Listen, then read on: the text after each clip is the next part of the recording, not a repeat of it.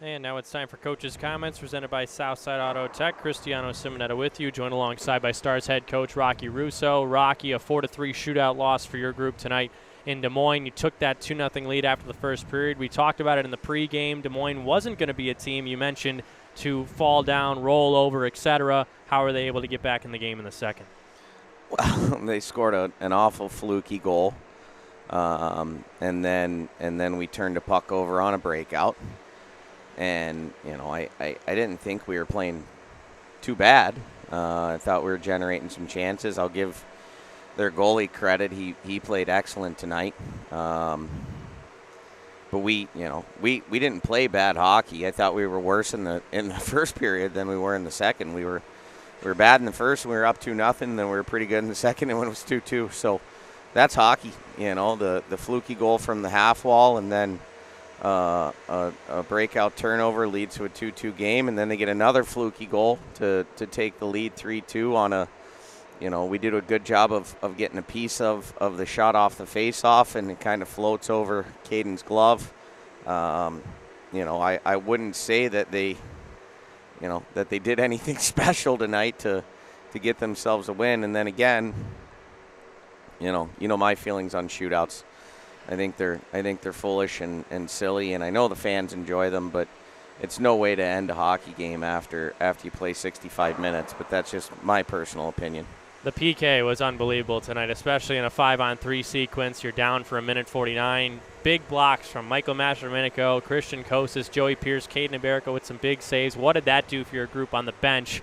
Because there were so many instances where you throw your head back and say, all right, Des Moines' power play, second best in the West. They got to start clicking and putting goals in the back of the net. But you guys just squared up to every chance and turned them away. Well, we feel like we have the best penalty kill in the league. And, we take a lot of pride in that. We block pucks. We've got good sticks, good clears.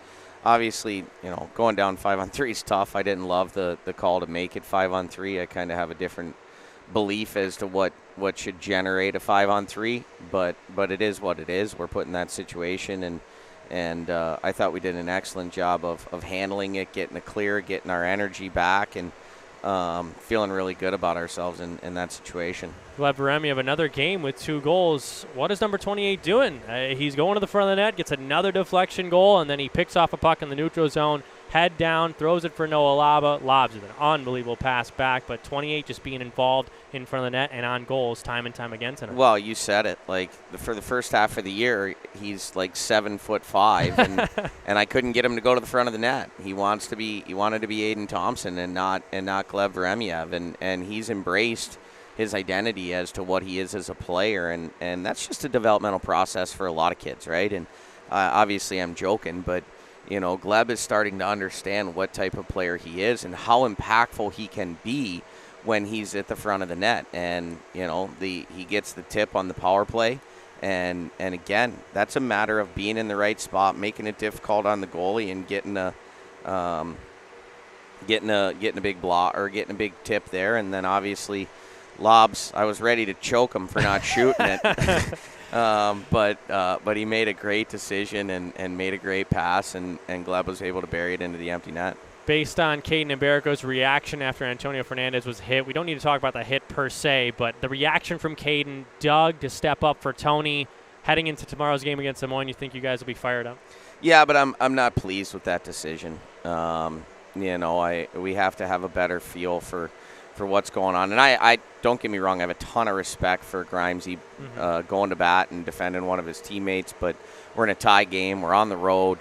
Tony's obviously okay, right? He's a strong lad that can handle taking a hit, and I think we let our emotion get the best of us, Caden and Doug, and Tony was fine. And instead of us going on the power play because of a boarding call or charging, whatever he was called, now we give away a power play by taking an instigator penalty. And those are the things that maybe I'm willing to give up in the icebox where we're selling tickets, but I don't have any interest in selling somebody else's.